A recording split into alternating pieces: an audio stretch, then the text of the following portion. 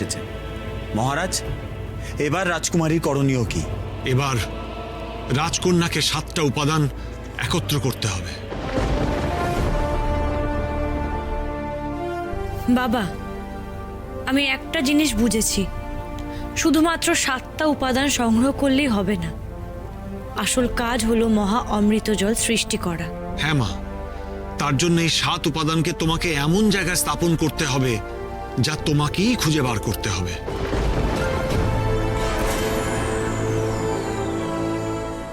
সেটাও একটা পরীক্ষা, আর সেই পরীক্ষায় প্রমাণ হবে যেটা তুমি অর্জন করেছো সেটা রক্ষা করার যোগ্য কিনা।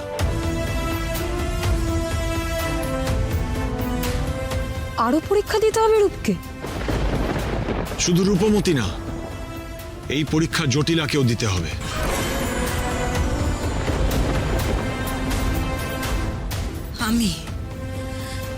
আমি কেন?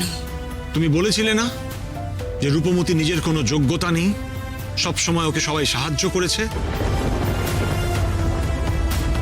তবে তুমি যদি যোগ্য হও, এই পরীক্ষায় তুমি যদি উত্তীর্ণ হও, প্রমাণ করো।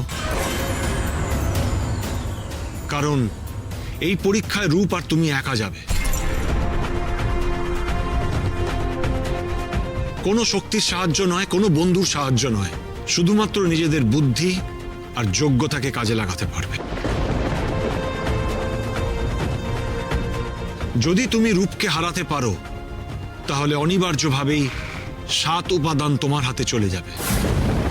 আপনি আপনি কি বলছেন জ্যাঠামশাই? 7 উপাদান জটিলার কাছে চলে যাবে? আর এই কথাটা আপনি আপনি এত বড় মুখ করে বলছেন? তাহলে তাহলে জগতের কি অবস্থা হবে আপনি বুঝতে পারছেন? আমরা তো কেউ আর বাঁচবো না, জটিলা আমাদেরকে মেরে ফেলবে। এ কি বলছেন না আপনি মহারাজ? রাজকুমারী এত লড়াই করে কষ্ট করে 7টা উপাদান অর্জন করেছে, আর আপনি বলছেন একটা পরীক্ষার ভিত্তিতে এই অশুভ শক্তি জটিলার কাছে সব উপাদান চলে যাবে? রূপের যোগ্যতার প্রমাণ রূপ বারবার দিয়েছে মহারাজ। আজকে জটিলার কথায় রূপের যোগ্যতা প্রমাণের কি খুব প্রয়োজন? আজকে জটিলা কি ভাবলো কি না ভাবলো তাতে কার কি যায় আসে? মহারাজ, ধৃষ্টতা মার্জনা করবেন, কিন্তু এই কাজ একেবারে ন্যায্য হচ্ছে না। আমাদের সারা জীবন ধরে নানান পরীক্ষা দিয়ে যেতে হয়, তবে সেই পরীক্ষায় জেতাটা যত না কঠিন, সেই স্থান, সেই যোগ্যতা ধরে রাখাটা আরো বড় কঠিন। আর মহা অমৃত জল সেই লাভ করে যে শ্রেষ্ঠ। বেশ, আমি পরীক্ষা দিতে প্রস্তুত।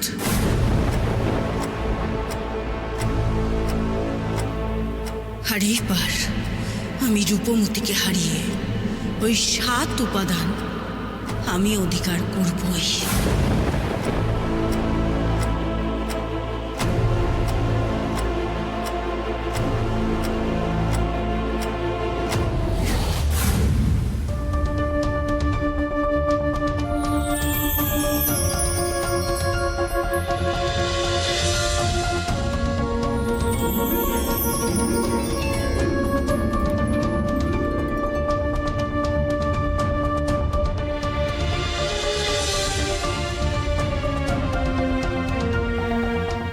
বাবা, এই হলো 7 উপাদান। যে এই পরীক্ষাতে জয়ী হবে, তুমি তার হাতেই এই 7 উপাদানের দায়িত্ব তুলে দিও।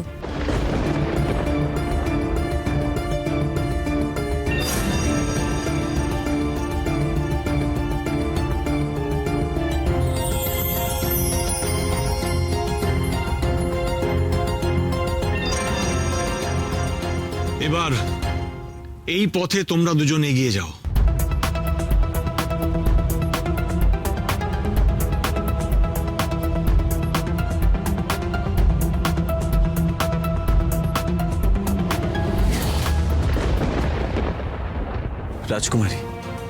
রাজকুমারী, আমার বড়ই দুশ্চিন্তা হচ্ছে।